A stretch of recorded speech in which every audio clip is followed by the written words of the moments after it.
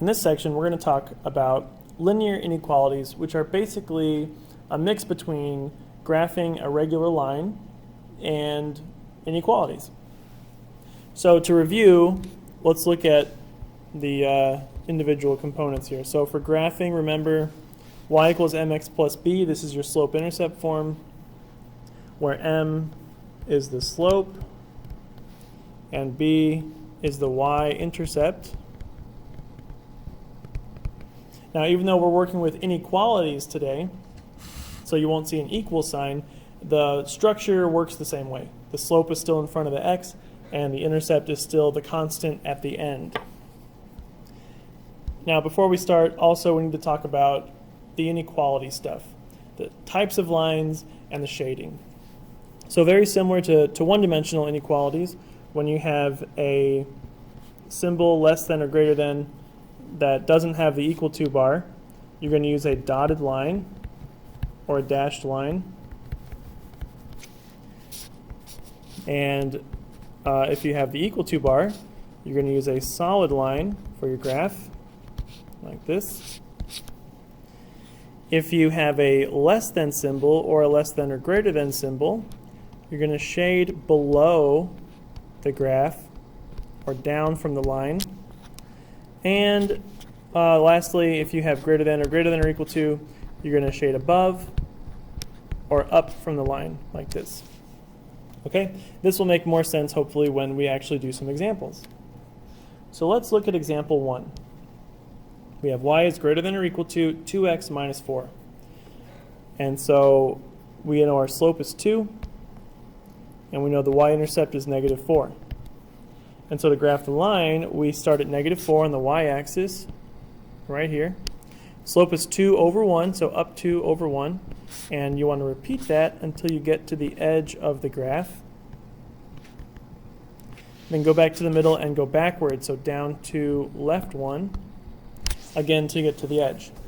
And now you have to decide, is this going to be a solid line or a dotted line?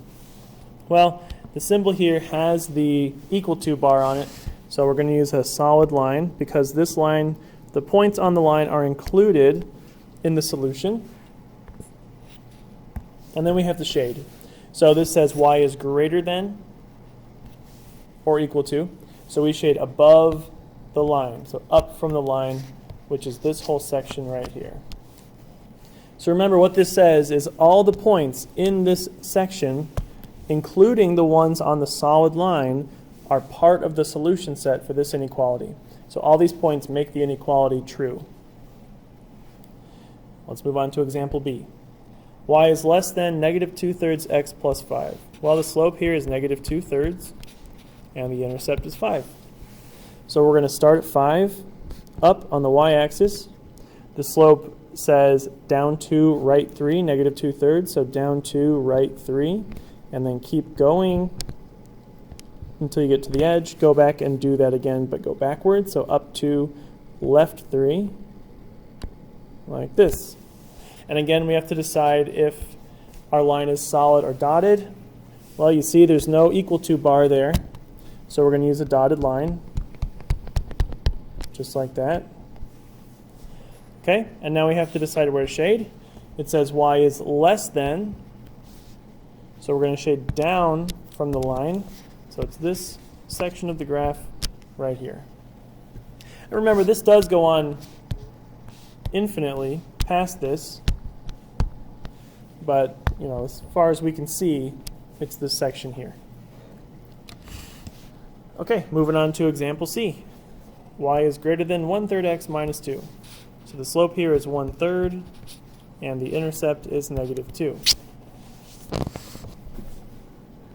So we start at negative 2 on the y-axis down here. We're going to go up 1, right 3, repeating that, and then going backwards, down 1, left 3, all the way to the end. We're going to use a dotted line because it doesn't have the equal to bar on the symbol, so dotted line here. And because it says y is greater than meaning more up towards positive, so this side of the line.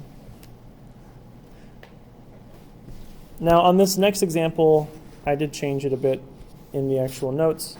I took this part out. So we should just use the inequality y is less than or equal to -4. This is just an outdated page here. And so for this example, right, we don't have an x term because if you think about it, a 0x would have taken that away, so we don't have to write it. And so our slope is actually 0 here, and the intercept would be our -4. So we're going to go down 4, and then 0 slope is going to be a horizontal line, and we're going to use a solid line because we have the equal to bar there. So a solid line right here. And it says less than or equal to -4. So that would be shading down from the line, just like this. So it works the same way, except it's a horizontal line because the slope is 0. Okay. Next, again, I'm going to change the next problem. I just went ahead and took all this out and this.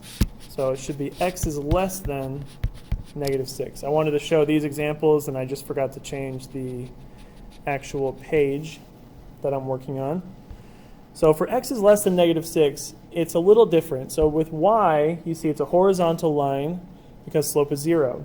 So for x only, when there's no y value, we know we're going to have a vertical line through this number on the y or x-axis, sorry. 4, 5, 6. So through -6 on the x-axis is going to be our line, vertical. And since there's no equal to bar here, it's going to be a dotted line in this example. So a dotted line like this.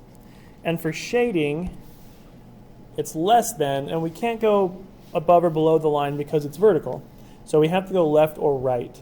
And the direction in which x gets smaller is left. So we're going to shade to the left of this line here. If it had been greater than, we would shade to the right. As far as the slope and the intercept go, there's no slope on a vertical line. So you can write that, or you can write no slope.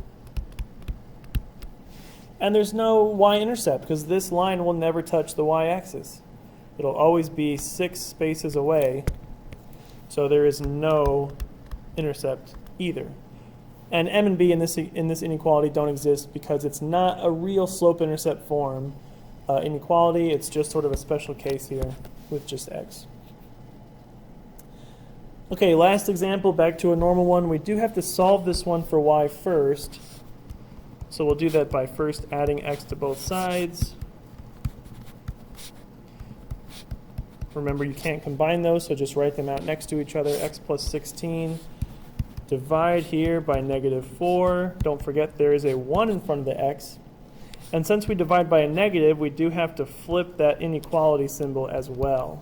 So y is less than -1/4 x, just leave that fraction the way it is, and then -4 for the last number. 16 divided by 4 is 4. So given that our inequality is now in slope-intercept form, the slope is -1/4, -1/4, and the intercept is -4. So we'll start down here at -4 on the y-axis. Then we'll go down 1, right 4, all the way to the edge, and then backwards, up 1, left 4.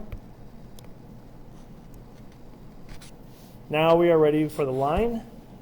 We don't have the equal to bar, so we're just going to use a dotted line here. And it is y is less than. So less than meaning down. This is the direction y gets smaller. So less than the line like this. So there you have it. Just keep in mind we are shading in all of the points that make the inequality true, all the points that are solutions of these inequalities.